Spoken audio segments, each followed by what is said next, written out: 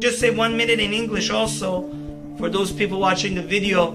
So the Talmud says that if you say disgusting words, nivul peh, the Talmud says everybody knows the night of the wedding, the bride, where she's headed after the chuppah and the party's finished. But somebody that has the chutzpah and the audacity to start talking about saying dirty jokes and talking about going into the red district, talking about the sexual activity, this is, God forbid, heaven forbid, if 70 years of goodness and blessing were supposed to be bestowed upon this person, heaven forbid it will be changed to what? 70 years of non-blessing, to say it in a nice way. And the Maharal explains, what is this? He says, first of all, there's a difference between Lashon Hara and Nivul Peh. Lashon Hara, to say gossip, by definition, you need another individual to participate.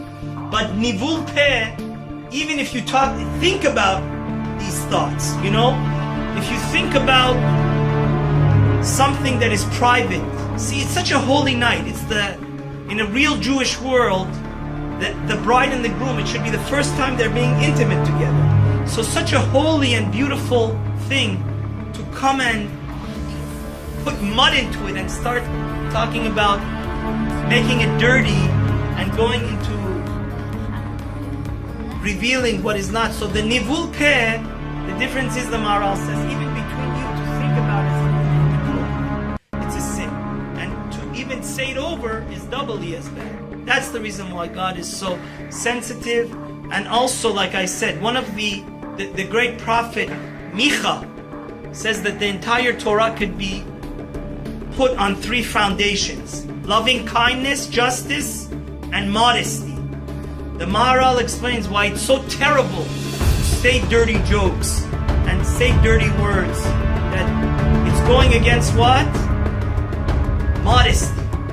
And since one of the foundations of spirituality and holiness is modesty, then it's like you're abusing something that's so holy. And I also explained that our power of speech, what differentiates a human from an animal, God forbid? An animal only is not able to speak and say the praise of God and say beautiful words. When it says in the beginning of the Torah that God gave us a soul and neshama, Unkelus says ruach memalela. What does it say a human being is in the image of God? The first and most important, according to a lot of opinions, translation of the Torah was done by who? Unkelus. And he defines neshama as the power of speech. So the power of speech, which is godly, you take that, and on the holy night of a wedding, you start talking about X-rated and inappropriate stuff. This, God forbid, is so terrible. And if even somebody has 70 years of good, God forbid, it will be transformed, heaven forbid, into non-blessing. So may Hashem help us always to say beautiful words with our mouth, holy words.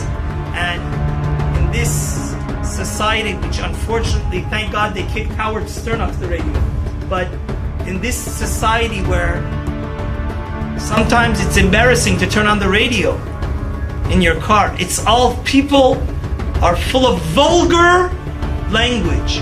But what makes us a Jew, see, basically Judaism, we do the opposite of whatever the Goyim do.